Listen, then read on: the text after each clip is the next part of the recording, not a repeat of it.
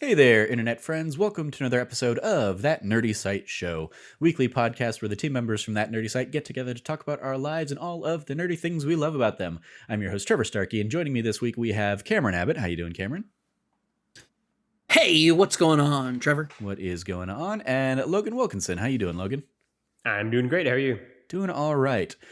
So today's episode is going to be a lot of World Cup talk from Logan and Cameron, because Logan in particular wanted to jump on and chat World Cup stuff, and I was like, I have nothing to add to that. So Cameron, you want to join for that? And then I'll wrap up with I had a yet another Disney trip this week, so I'll kind of share some of my fun Disney stories from this last week, and that's pretty much it. Cameron was mentioning he like right before we started recording, he has finished God of War Ragnarok in the he's gotten an ending of God of War Ragnarok.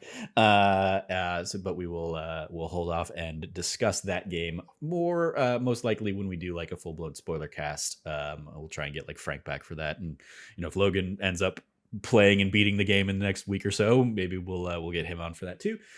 We will see. But yeah, so today is pretty much just going to be World Cup and Disney talk. So stay tuned for that. But before we hop into that, a little bit of housekeeping. If you like what you hear, please remember to like, subscribe, rate, review, share the podcast with your friends, all that fun stuff. The extent of my World Cup knowledge is we're now in we're going into the semifinals this week, right? Yes. And then the finals will be like next Sunday. We're recording this Bang Sunday, on the money. Sunday, and I only know that because I googled the bracket before we started recording. Smart. Smart. Logan, tell me World Cup stuff. What's going on World Cup wise that you wanted to chat about? Yeah, I mean, I think the World Cup itself is, enough of a event to talk about in general, right? I mean, it's held once every 4 years, like the Olympics. Although even the Olympics, you get an out. You get the Winter Olympics every other year. But yeah, I mean, it's the most watched event in the entire world. And I think what that means is obviously massive and global in a scale that we sort of can't comprehend. In America, where we love to proclaim our teams the world champions when they just compete against other American teams or maybe a couple Canadian ones, versus an actual global sporting event. But it's great, right? There is something, I think, to be said for just the nature of the drama of a World Cup, right? There really is nothing like it, right? The fact that it is once every 4 years gives it such high stakes, right? Because you don't get to just repeat chance of this again next week. Oh, I didn't win this game, I got another one next week, doesn't matter. Or even like next year, right? Like these are players who they might not ever get a chance again, right? And unlike the Olympics, you have to qualify for the World Cup to begin with, right? So obviously America didn't qualify for the 2018 World Cup, right? So we had gone 8 years between an appearance in the World Cup. Italy has missed the last 2 tournaments, which is kind of a crazy big deal there, for a nation as decorated as them, right? So you can go, 12 years or more potentially without a World Cup appearance, right? And so when you do get those chances, it is so important because they're not guaranteed like the Olympics, and they do happen so infrequently. And then on top of that, I think is just the World Cup is like any great knockout competition where like it just crazy shit can happen, right? Like fun knockout scenarios can happen, and like the favorites don't necessarily win because, any given Sunday something can happen, right? A stroke of luck can happen and a team can catch fire, right? And we see that a little bit now, right? With Morocco in the semifinals of the World Cup, right? Who are the first African nation to ever make it that far. We see it in Croatia only winning one game in regular time, but are in the semifinals of the World Cup, right? Because they keep winning in extra time on penalties. And those are weird things, but it works, right? And you see Brazil get knocked out in the quarterfinals, even though they're having an amazing tournament. And this World Cup in particular, I think, has been particularly chaotic, I think Cameron would probably agree with, and particularly upset heavy and bonkers and wild. And the group stage games in particular were, I think, pretty incredible, especially like the last round of group stage games were fantastic. And this is the last of the 32 team World Cups, right? Starting in the 2026 World Cup in the US, Canada, Mexico. It's going to go to 48 teams, and they don't know what they're going to do for the group stage yet. And this, I think, how chaotic and fun and exciting and unpredictable the group stage was this year has led to a lot of hand-wringing about the fact that, like, all right, we have to figure out how we're going to do this well, because our original idea of having there just be 3 teams in each group means that we're going to lose the element of chaos of the group stage final rounds we currently have it at. Well, that's one theory. Yeah, and it's been great. And I think, I think soccer, soccer's my favorite sport. I think soccer is the best sport. But I think part of what makes that so fun is there are no breaks in soccer, right? And what that leads to is really fascinating flows of the game. It's like one team will get this really big momentum swing for like 10, 15 minutes as the other team kind of has to like hold on. And if they can do that, then it might shift to them and they're attacking now and then go back and forth, and how, penalties being given or not given can affect the things, and how these like moments and flickers of hope can then crush you, right? It's the hope that kills you. And you see it so often in these games, these last second goals being scored and everything, or penalty goals being missed, right? Harry Kane for England missed one after making one yesterday against France, and it was brutal. And there is just, I think, an element of drama to soccer that other sports just don't have in the same way, partially by the nature of them, right? Like basketball is almost too frantic and too kind of go to have those moments to kind of linger on it for just a second. Same with hockey. Football a little bit has it, I think, but it also has a lot of other issues that soccer doesn't have, right? And so I think there is this great combination of like always going, but also having moments of downtime and moments to kind of build tension and moments to allow something crazy to happen. And so, yeah, the World Cup's been great. It's been a great World Cup this year. I don't know anyone who would argue against that. And yeah, I'm sure we'll kind of go back and forth based on what Cameron says. But Cameron, I'm excited to see what your thoughts are, because I have no idea where you're coming from here. I mean, I will argue just from like the political activist side of things. I think anybody on that front would argue that the World Cup is terrible because Qatar has wild human rights violations and all that stuff this year. And this is a great point too, yeah. And Cameron, I'm sure we'll go into it, yeah. I'm definitely going to launch with that. Don't worry. The thing about it is that there is nothing actually beneficial about the existence of the World Cup. It was created as a way for European nations to go and essentially tour their colonies. Like it was done as a way to basically promote the idea of like we're showing off this sport that's a product of Western imperialism. But somehow it ended up evolving into becoming kind of like the people's sport. Like that's always the fascinating thing about the history of soccer, is that soccer existed like as a sport for the upper crust, for the gentleman. And that's how it was introduced to the United States. And when it got to the masses and changed the name to football, I always say and pronounce it football, because most countries, that's how they do pronounce it. F-U with the squiggly thing above it, or the dash above it. TBOL. That's how I differentiate it, because I'm also a big American football fan.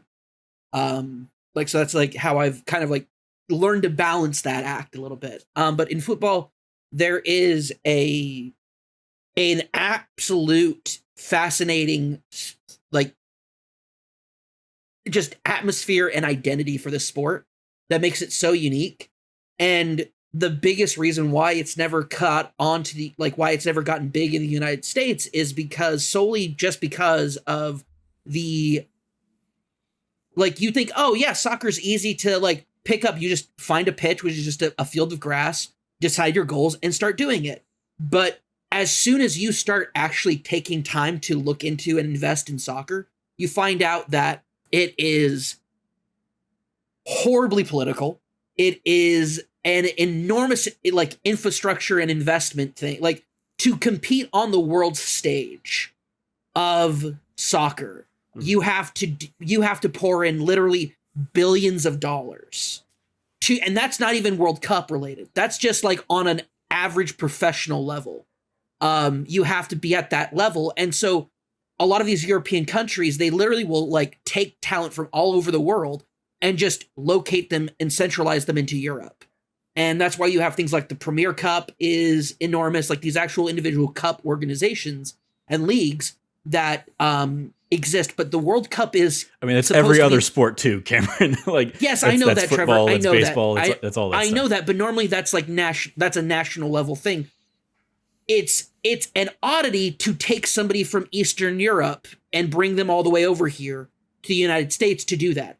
It is considered totally part of the norm to do that for any like stretch of the world, any part of the world, and take them and put them in the middle of like Madrid or London and just like take these kids and put them through their process. And anyway, to my point, the World Cup is ideally, the idea of it is it's the great equalizer. You play for your home country. You go through these, like people literally will leave their, like they have caveats in their $1 million contracts to be able to go back home and train with their home country team to do this. And it's entirely like based and balanced around it. And so FIFA, the organization, is insanely corrupt. Mm-hmm. They're horribly corrupt and have been for forever. Like it's never been like this altruistic organization. It's, hey, how can we make money off of this insanely popular thing? And then just like choke it. And then the thing about it is, though, the insane popularity of soccer has allowed it for FIFA to become this just gauntlet to be thrown around, the World Cup to become a gauntlet to be thrown around. FIFA throws it around and basically forces massive changes to public policy, to infrastructure, to like, and it never benefits the place the World Cup is happening. It's always bad for it. In Brazil in particular, Brazil has such an insane soccer culture that in order to prevent people from dying on a regular basis, they banned alcohol from soccer stadiums. It was a massive legislation that was passed and was seen as like this very much like, hey, we're putting people's lives first. When when it came time for FIFA to be like, hey, we're going to have the World Cup in Brazil, Brazil said, okay. And FIFA said, hey, you need to let us sell Budweiser in your stadium. And Brazil said, okay. And so they changed this law that had enormous public support and just turned that, like, they're like, we don't care if people die during the World Cup in Brazilian soccer stadiums. We don't care. Budweiser demand what is the company that owns Budweiser? I'm trying to remember. Anheuser-Busch. Anheuser-Busch says we want beer there. Okay, we'll have beer there. Qatar did the same thing, and then the week before the World Cup started, said, actually, no, go fuck yourselves. And it was too late. Yeah, I did see like all the warehouses of Budweiser there that were then. They basically were like, no, we're going to give it to the winning country or whatever. It's like, all right, sure. There's your PR move. That's not a prize for them, Anheuser-Busch, but thanks. Yep. Anyway, so yeah, it's been like, it's always insane. The politics around the World Cup are always insane. I just want to jump in real quick because I always make the argument that the reason soccer/football has not taken off here in the States, especially in like modern era, is because it's incredibly hard to monetize. Every like football, baseball, all of them have plenty of room for commercial breaks, which you do not have, to Logan's point, because it is an ongoing 90-minute half or 45-minute halves game kind of thing. So you don't have that in soccer, and American media does not want to put something out there if they can't figure out how to make money off of it. That is correct. Yeah, so you have that in addition. You have that in addition to, it's a massive investment. So these two things just don't mix. Like the massive investment, if they were getting a return on their investment, would pay off, but because they can't get that money, I would just say to soccer's credit in the U.S. I think our generation and younger, you see a lot of data suggests that it is pretty much the second most popular sport among like 35 and under people after like American football. And so there's a lot of data that suggests that that's changing, right? And the growth of MLS has been a big part of that too. Obviously, it's kind of just grown each and every year. And like the American soccer culture scene is actually like really great now compared to even what it was 10, 15 years ago, to give credit to that. I think Trevor's point is totally apt, right? It doesn't help that soccer's half times last 15 minutes and not like 45 like football, right? They're not. So even the commercial breaks you can get in there are like 4 commercials and you're done, right? And so that is definitely an element. It is taking baseball's, like, it is cementing its way like, people used to sign up in droves for baseball growing up, Little League, like all of those numbers have dropped incredibly over the last like 10, 15 years, and soccer leagues have shot up. So right. I think you're also seeing a lot of the same thing happen with Pee Wee football as well, right? Like I think the conversation around like concussions in American football has obviously led to parents being like, we're never going to have our kids play that, right? And so what other sport is an option now, right? And so that's definitely been a part of, I think, the growth as well. To Cameron's point, I mean, he brought up a lot that I want to kind of take on and unpack, but like definitely first right off the bat, FIFA is the most. Yeah, I mean, FIFA is a like Bondian-esque criminal organization like Spectre, right? No one's gonna. Have you seen their like boardroom? Right, yeah, like Sepp Blatter was basically Blowfield, right? Like no one's gonna argue this point. Their boardroom is literally built like a Bond villain lair, and that 100%. Is not an exaggeration. That is common. Really that is common. Like you look at it, you go, "Oh, that's from a movie set." It's like, no, that's the FIFA. It's a FIFA boardroom. It is basically the Spectre layer from Thunderball, right? But like, I think the point I would disagree on a little bit with Cameron is, or at least add nuance to maybe, is the nature of the World Cup itself, right? Like I definitely don't think that the World Cup was invented to be a colonial tour through the former colonies, because they didn't invite their former colonies to play, right? I mean, like that was never the point. That was never the point. The point was we're going to go on vacation like through these places. Granted, Argentina I don't know if I agree with that description of the World Cup, right? Like I think it didn't help that the Europeans didn't win the first World Cup, right? And I think, there's something to be said for the fact that, Cameron touched on already, but like Brazil, right? And the role it played in like the creation of the beautiful game, right? And how the game is played, right? And them put in the beauty in the beautiful game, right? And, this is not a new point that I'm bringing up, right? But like, I think when you talk about what is kind of the artistry and poetry in like soccer, right? You look at like nations like Brazil, you look at nations like, Messi now and Argentina and Spain, and even like France in modern times. And a lot of the ideas they had kind of came from South American football and traditions, right? And obviously people like Pele and Zico, and Diego Maradona, right? And I think part of what I really like about a lot of British traditions in sports in general, rugby is another great example, is they created this sport and then, to Cameron's point, sort of like toured around the world being like, look how great we're at the sport that we made that no one else knows. And then within like a decade, they were no longer the best in the world at it. And, I like the English national team a lot. I think this is a great English national team this year. I think it's full of like a lot of really exciting, fun talent, but it's never not funny to be reminded of the fact that like England has the England men team, we should say, have won one major trophy, and it was in 1966. The England's men rugby team has won one major trophy. It was in 2002, right? Like they're routinely not the best at this thing that they invented. And that's always also a good time as well to be had. Remind every British person that it's not coming home. Right. Yeah. Just say those words to me. Just be like, hey, you're British, right? It's not coming home, right? And just see the switch in their brains flip, and they all of a sudden all go, bruv. It's so good. This kind of like animosity towards the rest of the world makes me very glad you're a Jets fan, Cameron, and we'll just never be happy. Endure the suffering. That's what it stands for.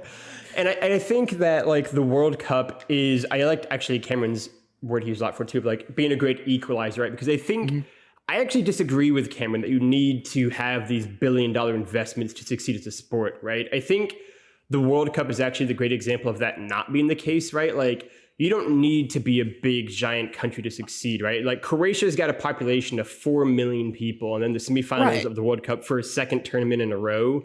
Morocco also is not a giant country, and they're in the semifinals. And America, which despite its, passing interest or not in the sport, is still the third most populated country in the world. So even if only, 10% of the country cares or whatever, that's still lots of people. Yeah. My point about the quarterfinal stage in 80 years, right? My point about the investment was about like pro leagues, like the idea of like getting like a premier type league in the US. I think that's when you get in, because the moment you develop these great soccer players, they're going to go get snatched up by the Premier League or by the other leagues. They're going to get snapped up by it. And there's that's why I brought up had there. But I think, and that's why I brought up the idea that the World Cup is the great equalizer, because it lets teams like Morocco and Croatia, I was going to use those as an example as well. Like they have such small populations, but such a strong soccer culture. And like they've been saying for years, like Croatia's horribly underrated. Right. People just do not consider the importance of soccer. Right? And I think that, the conversation on like domestic leagues and the amount of money they have is also really interesting, right? Like soccer's been the world's most popular sport for 70 years, right? But the explosion in terms of money really happened with the Premier League in 92 in England. And that obviously shaped things because money changes things. But I think it's an interesting conversation to be had, but I also think that the counter argument to that is that I think MLS has increasingly grown as a really competitive, proud league. And, arguably the best league in North America now, right? We just Phoenix Rising, man. Phoenix Rising. Right, exactly. I was going to say, I used to live right down the street from their stadium. And so I think that, also, there's something to be said for that. They have a bad reputation, actually. So. Right. And I think there's something to be said for the fact that, things take time, but I guess it depends on the goal, right? Like, are we trying to build a domestic league better than England or France or Germany? Well, maybe not, but are we trying to build a great competitive domestic league that can have a great soccer culture attached to it? Yeah. And that, I think, is enough to then allow those nations to do great at the World Cup, right? And I think there is just a sense, the best analogy I can give for the World Cup to non-soccer fans is probably it is a global March Madness, right? Like in the same way that March Madness for the NCAA is fun because of predicting how everyone's going to do and the knockout rounds and picking the dark horse team that's going to advance that no one saw come in and rooting for upsets of favorite teams or rooting for that favorite team if they have a really exciting, fun style of football. And then kind of experiencing those emotional highs and lows as your team that you root for does or doesn't do well. The World Cup is that, but times 100, right? Because it only happens once every 4 years now, right? And there are fewer teams to begin with, and the process to even get in is more arduous. And the qualification rounds of the World Cup to get there are also full of a lot of excitement and dread and tension and nightmare scenarios. And so I think the March Madness and chaos nature of it makes it so great, right? And especially in the group stage and round of 16 rounds where it does just sort of feel like a little bit of a party, right? And I think from the quarterfinal stage onwards, it is much more of we're in the business stages of this now. It's much more serious, right? Where it's less fun times here. And those opening rounds, it is just such a fun atmosphere. It's blowing up on Twitter, every new thing happening, and it's a game every day for 11 days straight. And there's constantly something new to talk about, and there, so much stuff happening, and there are wild teams you didn't see coming. There's Germany crashing out for a second tournament in a row in the group stage. And I think, there is just sort of this party atmosphere to it, right? And it really is the opening rounds of March Madness in that. And I think a little bit like March Madness, you definitely don't want it to end. And then once it does end, you're oh man, I'm already ready for the next World Cup. And, we're in the home stretch, like you said now, Trevor, we literally have a week left of it, right? The finals are next Sunday when we record this. But it is such an incredible tournament. And it is, as someone who loves soccer, again, it's my favorite sport. I love the World Cup. I think there is just this magic to it, right? And I think the fact that it, especially now in modern times where, like Cameron said, so many players play for other countries' leagues and that kind of stuff. And there is this sort of like, I think, diffusion of players playing with other people from their country at like the highest level on a consistent basis. It is super exciting to see this stacked England team, right? With like, you know, Marcus Rashford and Harry Kane and Phil Foden, right? And all these people, the stacked Brazilian team, and see all of the amazing talent that Brazil has, which they do every World Cup tournament. They've won it the most times, obviously. But see them all getting to play together and see them having so much fun and playing this fluid style of football. And then watching them get just bounced out. It's and that the best. was less fun. I really love That's Brazil. the best part. That's the best part. So that was actually kind of a bummer. And they lost in like brutal fashion. It was really so good. And so I think Cameron really is a Jets fan. And I think that, you know, there is something really exciting about that too, right? Because I think when you play, these players play in a domestic league, they're playing for a coach who might have them play in a more conservative fashion, or might have them play just in a different style. Or maybe the domestic league they're in just is more defensive focus or offensive focus. And so it's sort of fun to see them come together. Just like, you know, it's the all-star game at like an NBA, you know, season where like, it's just like, let's just go out there and have a bunch of fun, score a bunch of, you know, points or goals, and just like have a great time, especially in the opening rounds. And who doesn't want to see the best players in the world play against the other best people in the world and just like go balls out, right, and do that. And yeah, it's a blast. And you know, the later rounds get more nervy and more tense and more like, you know, you don't want to concede anything necessarily, but those opening stages it's just a party. I'm going to put it out there. I've been doing some hating, but I really want to put this out there. I was of course supporting supporting two teams coming in, the Welsh team and the American team. Hell yeah. Of course, I do want to give a massive, before we go any further, I want to give a massive shout out to the women's soccer, especially the U.S. women's soccer team, because they are absolutely the best in the world. Team. Right, yeah. They're an incredible team, and they're the best in the world, and I freaking love them. Back-to-back world champs. Yep. So saying that, now back over to this. I love seeing how just... So like I come in as a US fan. Like the US this time around has gotten farther than we've ever gotten before. We got to a point where really it comes down to some very like hard fundamental things that are just not there for us right now, because we're just like at like the development of the US team and soccer culture. Just like we are just short of that. And so seeing us come very close to then moving on was awesome to see. And I can't wait for 4 years. I can't wait for another 4 years when we get to see that evolution, that continuous growth since the 2008 when they qualified and they made just such a big streak through it. The disappointment of 2018, of course, but there is something, 2010, not 2008, 2010. There is something really awesome to see about seeing the growth of the U.S. program. That being said, they got out, Wales got out. It like broke my heart, but it's fine. I found a new team to root for, and that's Morocco. I love Morocco. I love Morocco for one thing, because one, it's great seeing an African team like do so well. Definitely. And be such a dominant force. They have some of the most stacked talent in this entire World Cup. And just coming out of nowhere and just being this insanely talented team. And just like Bono is this god goalie who is just keeping just like some of the best strikers in the world, like keeping them out from scoring. It's just been amazing. Penalties really have been like kind of like the story of the quarterfinals. Right. Almost definitely. A lot of games came down to penalty kicks. Massive shout out to also Japan and South Korea. Absolutely. They went on some Cinderella. There's been a lot of Cinderella runs in this year's World Cup. And it's like, it wasn't just the US. There's a lot of programs that for the many years have been developing and kind of building up over a couple of generations to be this next level of soccer. And Japan was really on their way to, I think, really making it happen. And then it's just the brutality of penalties. It comes down to it.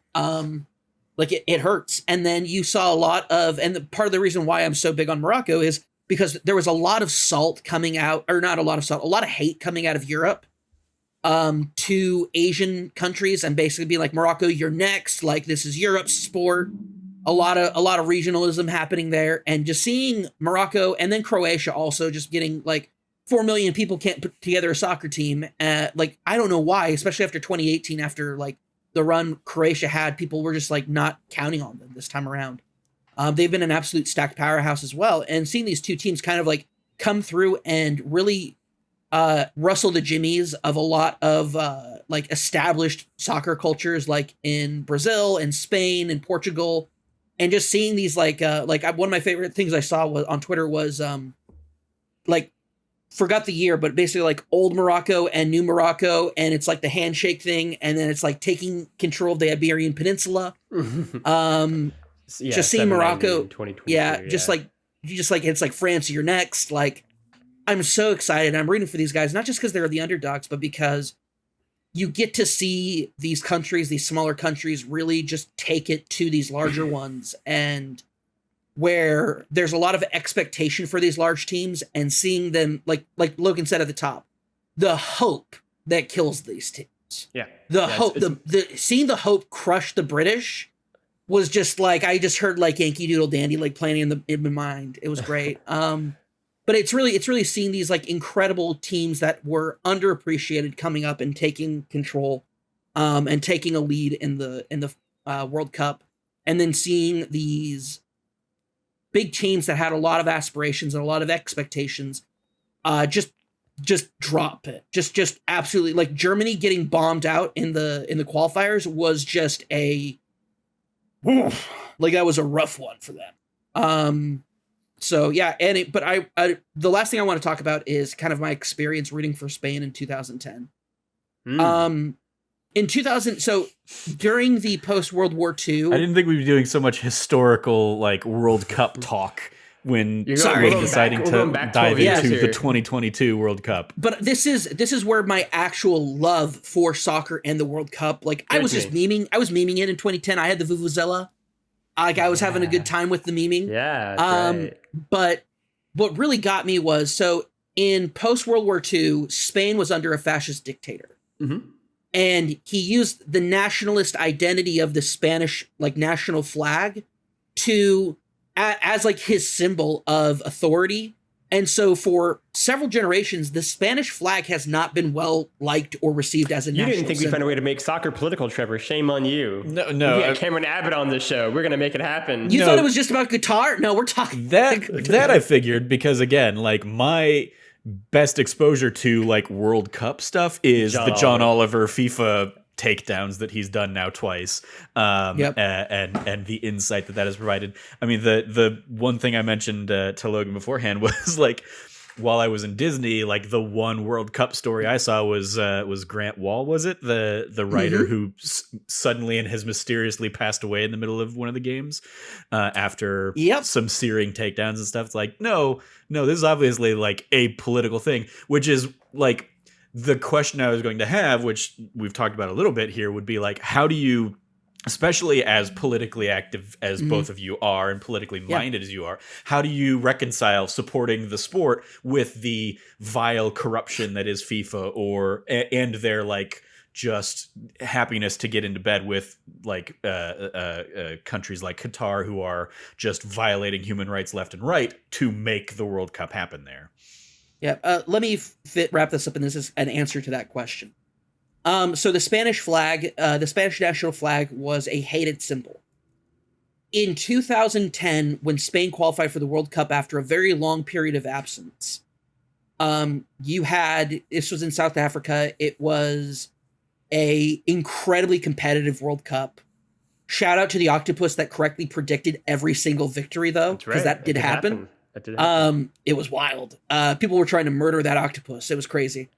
But what ended up happening when Spain won the World Cup, there were scenes from bars, from like town squares where they had projectors up of it, and people just like out there, and every single person across Spain had the Spanish flag, because that was the national symbol that the team was wearing. Their jerseys were after the color of it. Like, it was the national. And so it was interesting seeing this national identity of Spain, which had been so horribly run through the mud with during its fascist dictatorship, that it was no longer a symbol of authoritarianism. It was no longer a symbol of these horrors of the past, but rather it was about like, we are all one nation. We are all one España, as they are like uniting.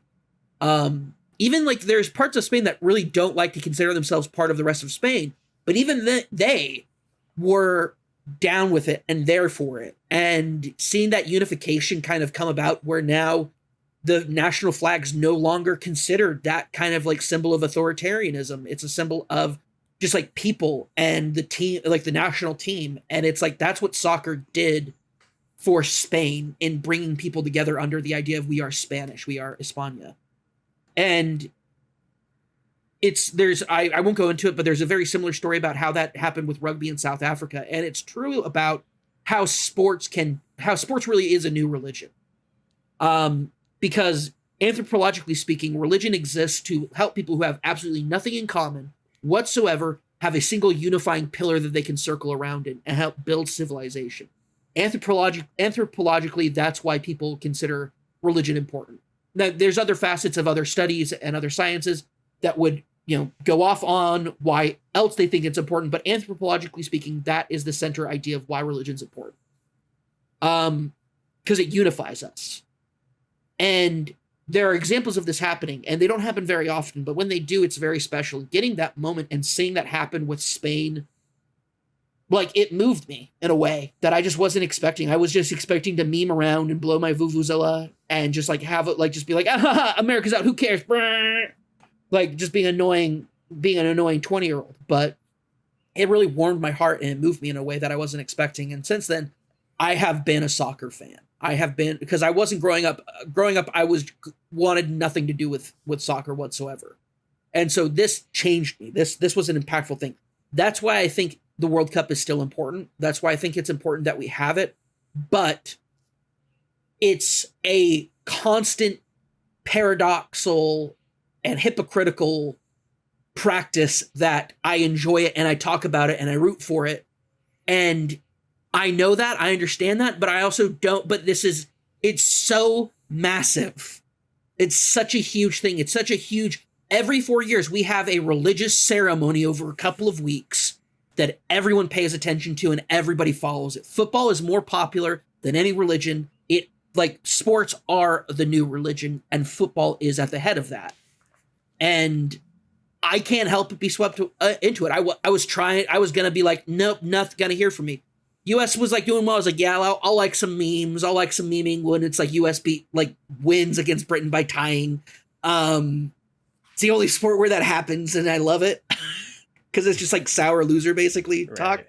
But it's something special, and seeing the way that it unites people is amazing, and seeing what it's doing for people in places like Croatia, places like Morocco, where it is a unifying cry of like, we are a people, we are a culture, we exist, and we can compete. And that's why it's special to me. And it is hypocritical. It is a paradoxal situation of saying, I think FIFA is the most corrupt organization in the world. They're awful. They're a Bond villain. They're terrible. And they do terrible things every place they go. But there's something about the World Cup that is positive and is special. And I can't take away from that. So there you go. My answer is less anthropological and probably more concise. But I mean, I don't agree that there's anything hypocritical about the divide, actually, right? I mean, to me, I think it's a really good question, Trevor, and I think it's one that, the answer can be different for every soccer fan, right? And it's one that John Oliver talks a lot about on, obviously, his shows, his specials. But to me, FIFA doesn't own soccer, right? They don't own this thing, right? They might think they do, but soccer is obviously bigger than FIFA, right? Soccer is bigger than any organization or any domestic league or any competition for that matter even, right? I am a little different from Cameron, right? Like I've always loved soccer. It is some of my earliest memories are kicking a ball around. And I think there is something really beautiful in the simplicity of the sport, right? Like it is one of the easiest sports to just be able to play. All you really need is a ball and a place to kick it, and you can play soccer, right? And that is why it is such a universal sport, right? You don't need goal posts, also there's shit like in football. You don't even need rims like in basketball. You don't need all the stuff you need for baseball. You just need a ball and a piece of grass or a piece of desert or anything in between, right? And I think there is sort of a universalist idea behind soccer, right? Like Cameron talked about its like really old, like patrician, like upper class background. But part of what I love about soccer is that it's never been that, right? Like even there was a Netflix movie that came out like a year ago, even about this, about like the origins of like the beginnings of like soccer's like earliest like cups, like the FA Cup kind of thing. And like the team of like working class people beating the rich kid team, right? Because of course. And, soccer is not a sport of wealth. In America, it is a little bit more, but pretty much anywhere else, it's not, right? Like pretty much all of its best players, all of its most successful players come from working class backgrounds or poorer backgrounds. And I think is something uplifting about soccer. I think, do I wish the World Cup was run by an organization that wasn't FIFA? 100%. Never going to argue that point. They're the worst. They're Bond villains.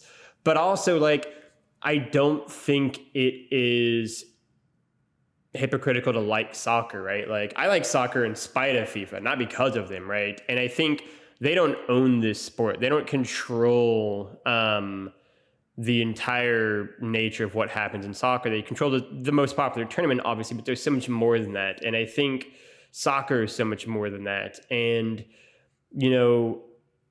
so many memories of mine, sporting and just like real life, are just revolve around this stupid black and white colored ball being kicked across the field.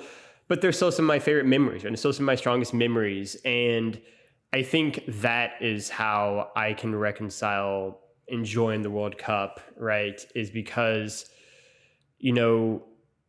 soccer is just a source of joy for literally billions of people. And despite FIFA's best efforts, I still find ways to enjoy that in new and exciting ways. I will say this is the World Cup that I, until the date literally happened and beyond, I wish could have been different, right? Like I wish it could have been hosted almost literally anywhere else in the world. Literally it was a U.S. federal, investigation into how Russia and Qatar both got awarded the World Cups in 2018 and 2022, and people were like indicted for this shit, right? It helped bring down Sepp Blatter and a lot of the higher ups at FIFA at the time, because it was so corrupt and fraudulent how they got it, right? And the migrant death toll to make this World Cup happen is a real thing, right? That needs to be discussed and talked about and addressed, right? And Trevor mentioned it, but like obviously like the death of like Grant Wall is really tragic and unfortunate. Kind of the U.S. journalist is like a godfather of American soccer journalism. But I think that there might be more to it. We have to wait and see. Right, but regardless, this is a tragedy, right? Like there's just so much tragedy around this World Cup, and I think that that is unfortunate, but it doesn't diminish my love of the overall sport, right? And I think what I said at the top of the episode is still what I'm going to say at the end, right? Like I think there is just such beauty in the sport, and there's such artistry in it, and I think there's so much drama and heartbreak and defeat and loss and grief, right? And one of my favorite lines in all of sports is "It's the hope that kills you." It's such a quintessentially British mantra, but one that they've sort of like wrapped around as a blanket of like, it's the hope that kills you. If you never believe, you can never get hurt. And then obviously, of course, believe in every time, because England can't help but beat Charlie Brown. Because how can you not help but be excited about it, right? Like, and same with the US. You see it trending every time. Yeah, and every English with, game you see it trending. Or like France or Brazil or anyone else, right? Like it is just, you can't help but believe despite the best knowledge, because it might just be a situation where maybe you are Morocco or maybe you are Croatia, or even France, right? Like in 2018 or 98, like they weren't necessarily favorites. And that is part of what makes it so special, I think. And so, yeah, FIFA is the worst, but that would be how I would describe how I how I love soccer, despite FIFA's general, villainy. I mean, like, soccer is the sport I played growing up. I played it up until high school, when I then kind of segued into theater and the arts and stuff like that. And it's easily the game I would be most interested in actually watching if I cared to watch sporting events and stuff like that. And there was a time, this would have been 2014, right? Yeah, 2014. I watched a lot of that World Cup. I would go on lunch. I would go leave Phoenix Theater, go over to Short Leash Hot Dogs, grab lunch, or after work, I would go and watch the game, enjoy just a hot dog at their little bar. And I also picked up that year's version of FIFA because it was the PS4 launch, and there was very little to play on the PS4 at launch. So I was like, all right. FIFA is also a great sports game. It's a low-key underrated one in the US, but yeah, it's great. And and this was all before I knew of anything of the corruption of any of the FIFA stuff and stuff. And so as I started getting more and more exposed to it, I was like, oh, well, I'm really glad I don't like support that just bullshittery ever in general. But like at the same point, like, I also don't support the NFL, which, there's arguments to be made of the Super Bowl and how that's all like determined, and the actions that takes for, host cities and stuff like that. Or them hiding the effects of concussions for 20 years. So like it's or like, just they're insane. They're insane violation. Like, we could talk about the NFL for a whole drug podcast. violations. They're also just as bad. Yeah, they're also doing it.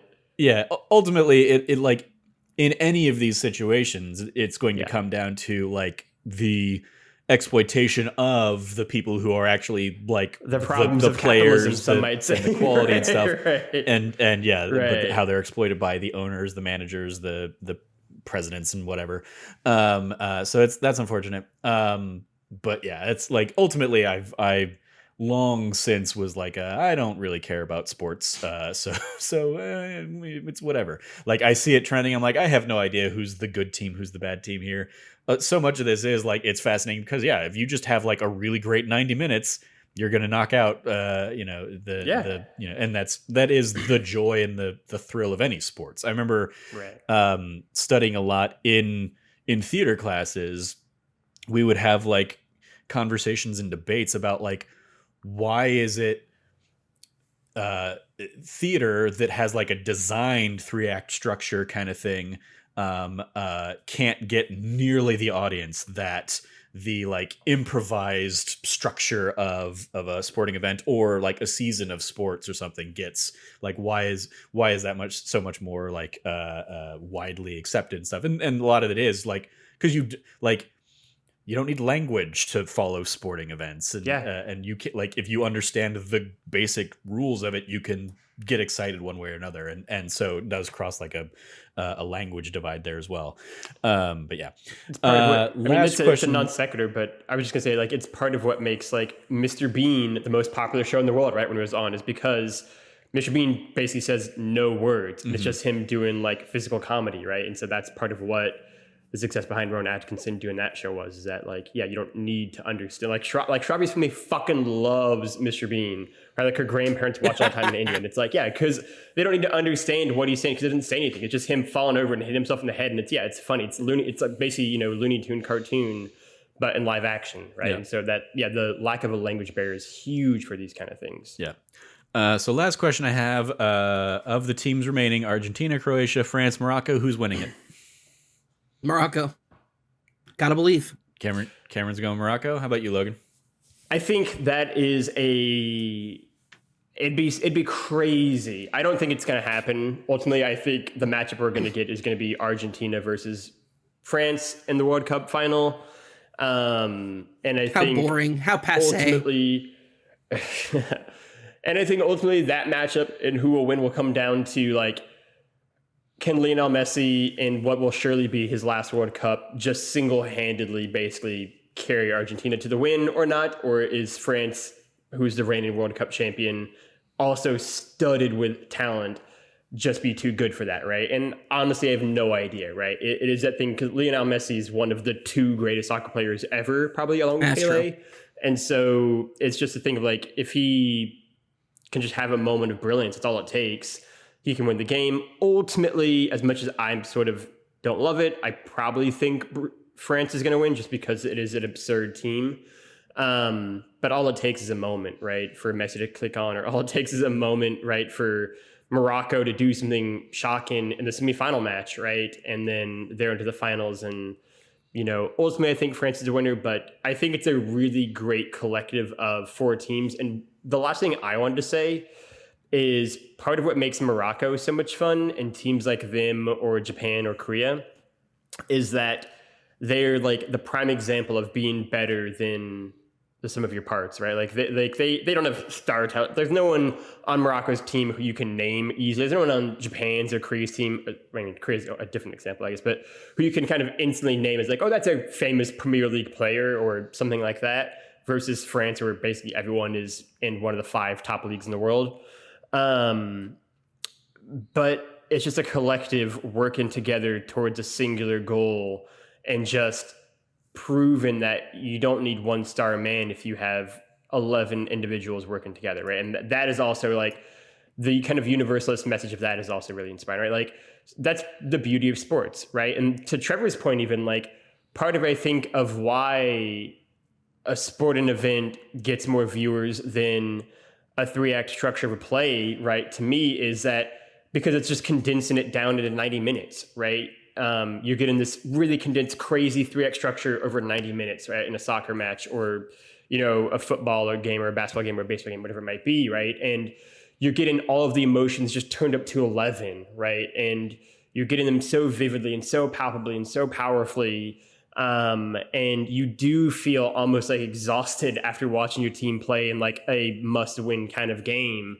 And to me, right, like part of it helps that like I love theater and I love storytelling, obviously, and I also love sports, but like I view them almost interchangeably, right? Like I think there are such stories to sports, and there's such dramatic heft to them, and there's such hope and loss and despair and heartbreak and triumph and tragedy, and the triumph of the human spirit, TM, that is a recurring theme in sports, that you're just getting it in such a powerful, condensed kind of shot to the arm in a sporting event, right?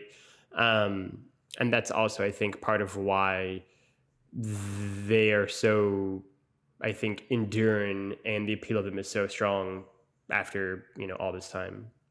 Cool. Knowing nothing, I'm gonna make my prediction: Croatia in penalty kicks. Just like that's not probably a bad guess, honestly. just like the quarter and semifinals, and Sweet 16, right. Yeah. So we'll see. And with that said, it'll end up being Argentina since none of us predicted them. No. So yeah, Morocco all the way. It's gonna be Morocco and Croatia in the finals. Because there's no way that people are gonna like score on Bono. Between Bono and Youssef, they're gonna take them to the finals. And I don't care what anybody says. Morocco all the way. Trevor, talk to me about Disneyland. What happened at Disneyland, Trevor? Indeed. So yes, well, you guys have been enjoying World Cup fever. I snuck in one last Disney trip for the year, and I timed it much like I did last year. On the off chance that I was going to try and like make it across town over to the Game Awards. I even this time around, I even bothered to like pack clothes and stuff in case I was going to actually try and do that. I drove out there, so I would have a car to drive across to LA. And then late Tuesday, I was like, nah, I'm not going to bother. I'm not going to bother with heading over there on Thursday or whatever. So yeah, I just kind of did a Tuesday, Wednesday, Thursday, Friday, drove over, woke up super early Tuesday morning, drove over to California, hung out at California Adventure, and then a little bit of Disneyland on Tuesday. And then Wednesday started at Disneyland, Thursday started at California Adventure again, Friday started Disney. Because I have the annual pass, I was able to kind of do the park hopper stuff if I needed to, if I wanted to. So yeah, it was just kind of another fun Disney trip to wind down the year, especially just after a stressful few months of dealing with the woes of this house that we've touched on a little bit in past episodes and stuff. In particular, like while I was away, my folks were dealing with trying to like resolve the leaky roof that I think I may have mentioned last week. And so yeah, it was just kind of nice to like leave all that behind, have some time off work here at the end of the year, and enjoy. And the big like thing that I kind of added myself this time that I tweeted about and that I told you guys a little bit about before we started recording is I booked the I think it's called Walt's Main Street Story Tour, which is basically like they have, as I think Frank kind of like recommended when we all went back in January. Like Frank was like, you should totally be like a tour guide here, because they have tour guides that both VIP guests or just like if you want to hire a VIP tour guide for your party if you're going to go for the day or whatever, and kind of get fun facts and get like basically like premium access on rides and kind of stuff like that. You can do that. But then they also have kind of special little isolated tours like this one, which I had first heard about maybe a month or two back. And it's basically like a little walking tour up and down Main Street, getting, fun facts about Walt Disney's like early life and how Main Street was inspired by his time in Marceline, Missouri, where he lived like between the ages of like 4 and 8, and would very much in a Walt Disney like nostalgia kind of way, he would very much think fondly back on and think like some of his most quintessential moments happened in kind of that little segment of his life. And so we kind of got like little fun facts about the just the Main Streetness of like the history of Main Street. There used to be a lingerie shop in Disney when it started, that closed after a year because of the type of clientele that Disney ultimately catered towards and attracted. But like there's a Native American statue on Main Street, which is a holdover from when that was the symbol for tobacco, and so that was basically like for the international audience there to signify, hey, this is where you can buy tobacco in Disney. And just like little fun facts like that. But it culminates with kind of you getting to go into the fabled Walt Disney apartment atop or on the second story of the fire station there on Main Street, where Walt would often stay while he was in the park, kind of visiting and kind of keeping an eye on things and stuff like that, or hosting VIPs and stuff like that. And so it's a cool little like just behind the scenes. You kind of just walk. Basically, like there's a gate there at like right next to the fire station that leads to like backstage area for cast members and stuff like that. And they were very much like, as soon as you go past that gate, no cameras, because it is not a like camera ready place. It's kind of behind the scenes at Disney. So yeah, we just kind of went up there.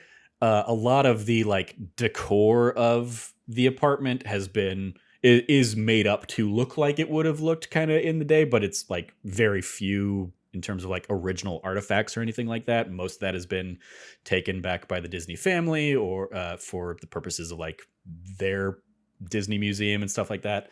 But there were a few little things in there, and it is again like decorated to look like it was when Walt and Lillian Disney would host guests and stuff like that.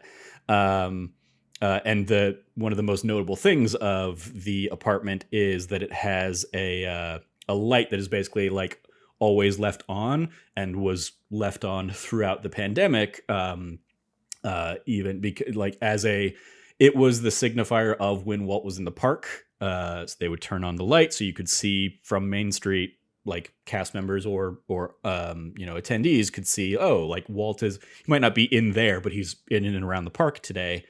And once he passed, they kind of turned it into like an eternal flame kind of thing of like, we're going to always keep that light on because the spirit of Walt is always in Disneyland. And so even during the pandemic, they would have people come out and make sure that it was always on, that there were like spare bulbs always ready to go and stuff like that. And yeah, it was just a cool little thing, especially as like the fan of Disney and Disneyland that I am. It was cool to be in there. They had it was like a small little tour. I think mine maxed out at 10 people. And I think that's probably the cap that they have. It's basically like a little 90-minute tour. 30 minutes up and down Main Street getting little fun facts and stuff like that. The tour guide gave everybody, like, we all had like earpieces, and the tour guide's talking into his mic so that we can hear him as we're walking up and down the street without needing to deal with the miscellaneous other sounds around. And then yeah, like 30 minutes in the apartment itself, kind of like looking at the recreations, like they had a lot of like old pictures of Walt and Roy Disney and stuff, kind of around the walls and stuff. They had, I forget I think Victoria or something, basically like a precursor to like the Edison phonograph. And that was one of the things that like is actually real and functioning and was like the original. It's like 120 years old or something like that. And it still works. Another thing, like they were basically like, they highlighted like 4 original pieces in that were still in the room. Like one of them was an ice bucket in the like little kitchenette area that they had. It is a small thing, like smaller than my studio apartment.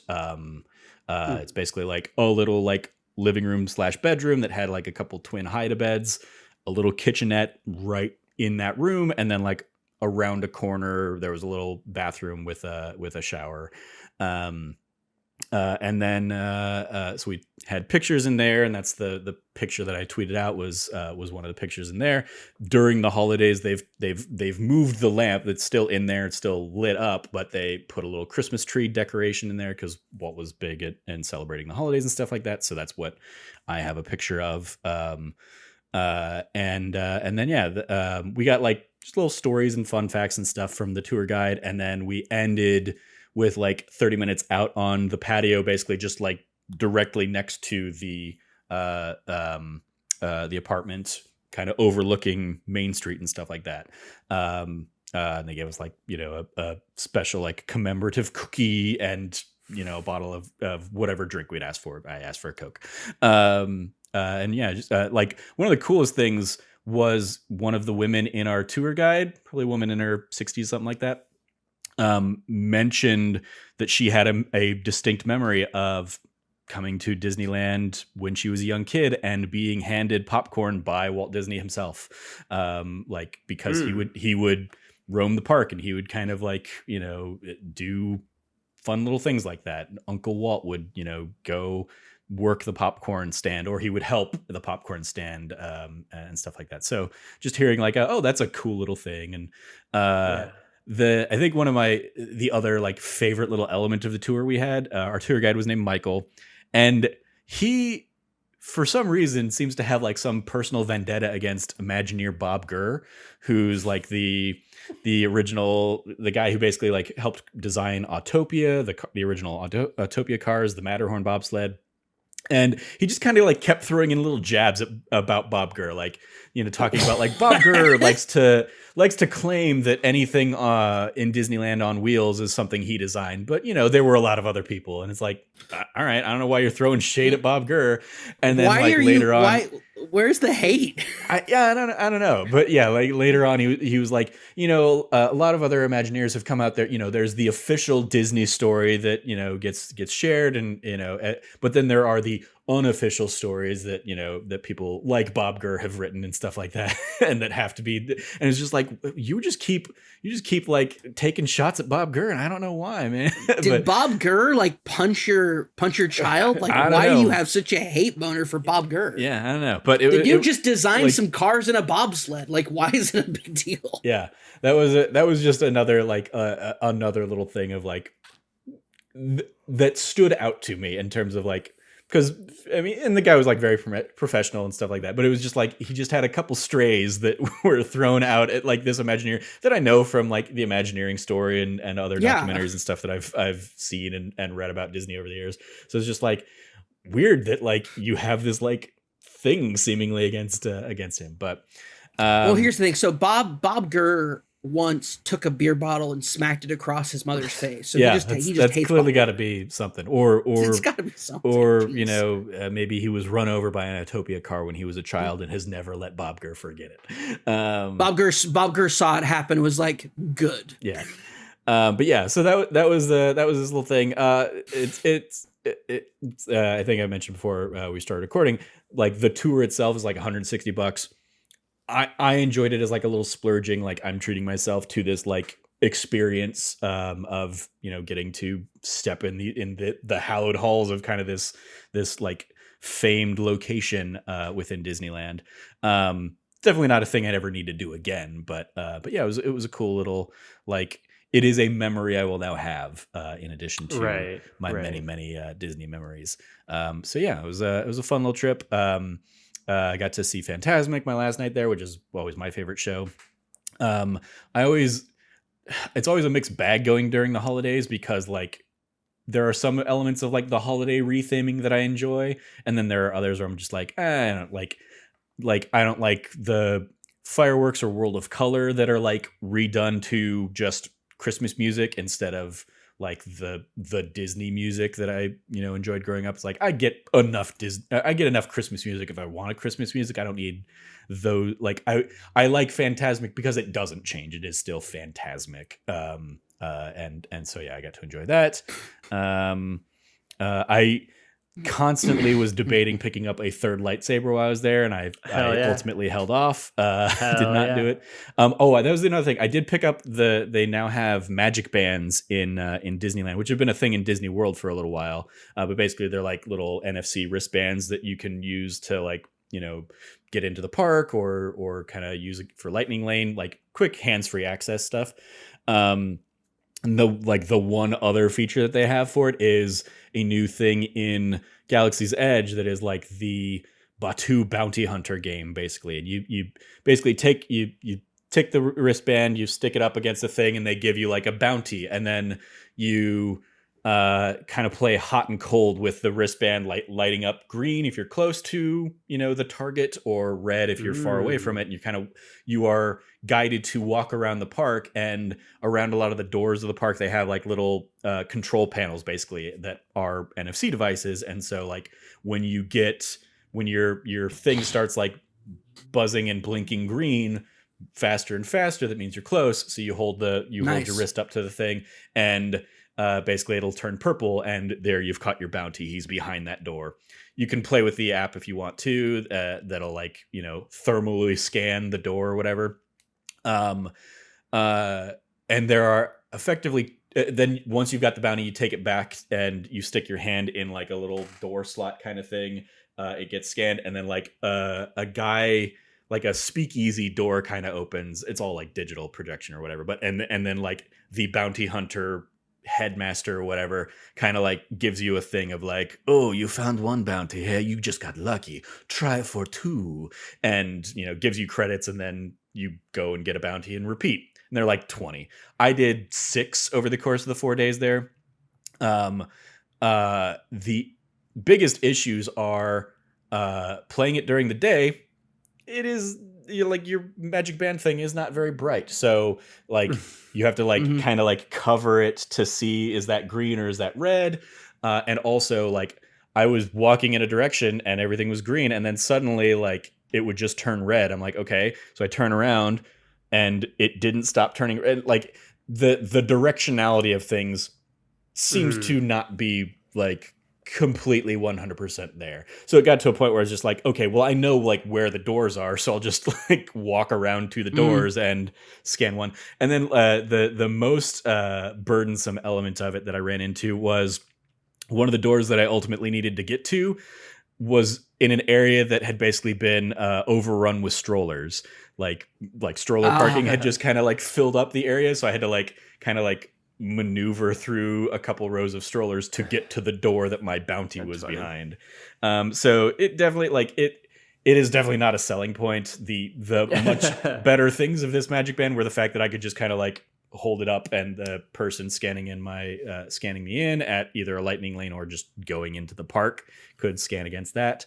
And then also like for any kind of photo pass opportunities, I could just kind of hold it up to, and the photographer could like just tap my thing, and it was showing up in my account pretty much immediately. So it's Disney tech, like version 1.0 kind of thing again. It was fine, but not a thing I need to ever really like dive into again. Shout out to the people that do spend like 4 or 5 hours going around, just walking around Galaxy's Edge and and like Hell yeah. scanning their wrists against the doors. It's, I mean, it was a fun enough thing, and if I had like other people, it might be, you know, a fun thing. I also say, I initially tried it during the daytime. I was like, oh, this will probably be a much better experience at night, when, you know, the light actually on my thing is actually visible and stuff. And then like the first night I went by to do it, the machine was down, and basically like you couldn't. That seemed to be a temporary thing, because I went back like Friday night and was able to do a bounty in the evening and stuff. So it was like, it was a thing to do to kill time while I was waiting for a lightning lane to open up, or if I was waiting for food, you know, over there in Galaxy's Edge. But yeah, it was very much like this was a thing I got to do to pass time, but not a thing like that adds any kind of like inherent value to the thing. It's similar to like, or the more interesting thing is the thing I think we identified, or we found like while we were all doing Galaxy's Edge, where I would pull out the phone and you have like a data pad thing on your app, and you can basically hack into antenna or I remember that machines and stuff like that. Like that's a much cooler use of the NFC tech than this, which is basically just you're playing hot and cold, and it kind of sometimes works. Right. But yeah. So definitely that's not getting any kind of Game of the Year awards from me. Not a huge endorsement for Batu bounty hunters. Especially when you like are waiting in line and you hear the same line of dialogue from the like bounty hunter like turn in guy, because like they just have one line for every like numbered bounty. So, you know, I would show up and the two people in front of me were on their fourth bounty, and I just heard the same thing over and over again while waiting for to scan my wrist in the thing. But yeah, it was a thing. So those were the new big things that I did at Disney this time.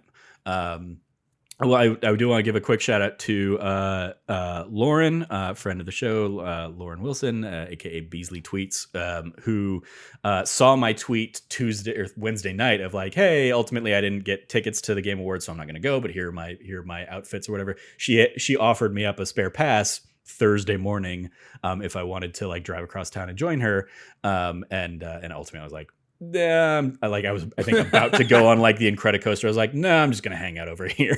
Thanks though, you're the best. She really is. She's great. Also, I did a ton. I did a ton of like Midway Mania and Spider-Man web slingers, especially because and this was the case last time I went too. But they've made a single rider line for Spider-Man web slingers.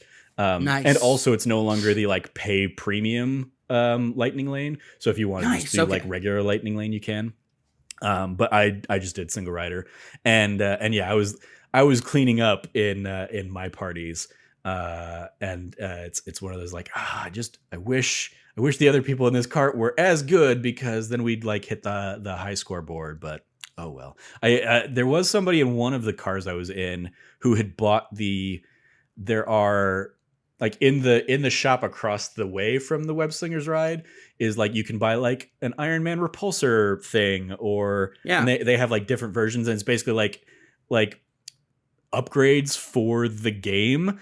Cool. And so they had one, one of the guys that I rode with had one that is basically a Black Panther Shuri's Gauntlet one.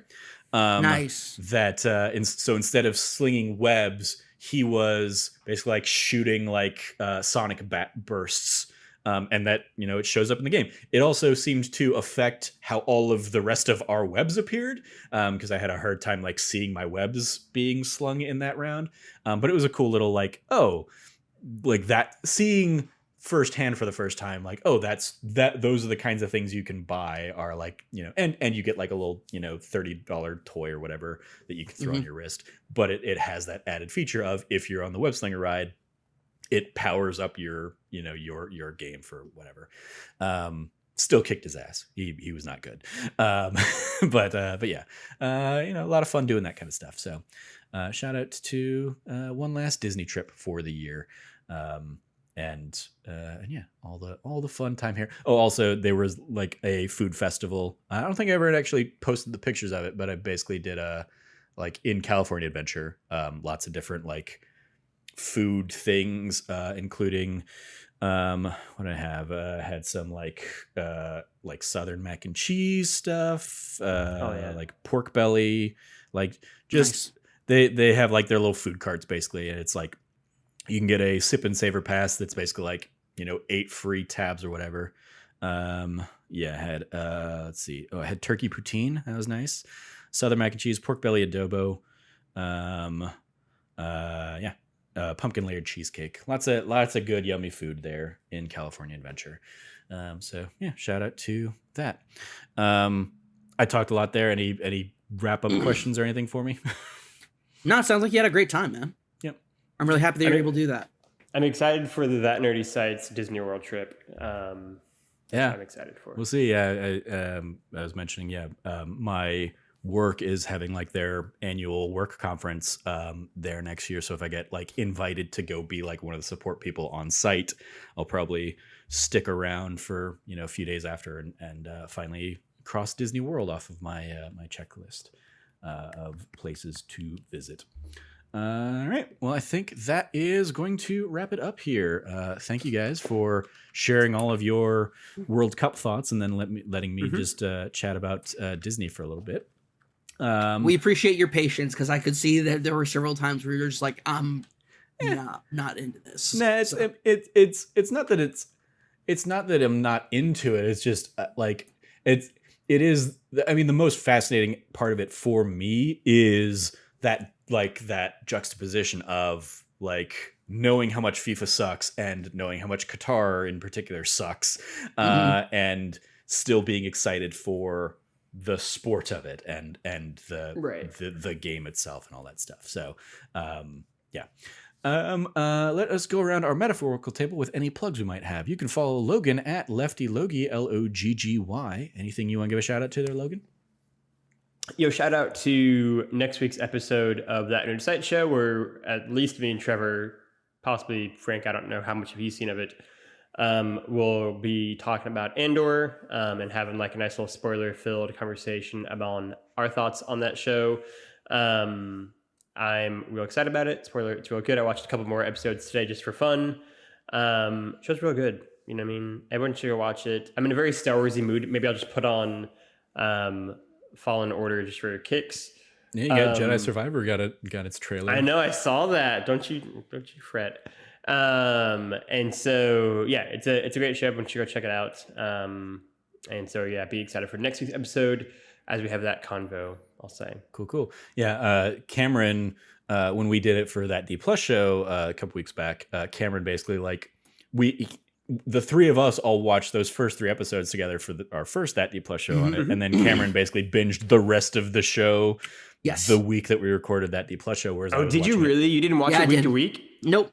Oh, yeah. Binged that on a Monday. Yeah, that's on purpose, or it just happened to be that way. You just got behind, and we're like, I got so far behind. Yeah, interesting. But I think it ended up being it turned into on purpose because of how much he was enjoying it. Like, I think originally your plan probably would have been to spread that out over a little bit of time. Oh yeah, no, the plan was to spread it out, but I was just like obsessed. I was engrossed the entire time. So yeah.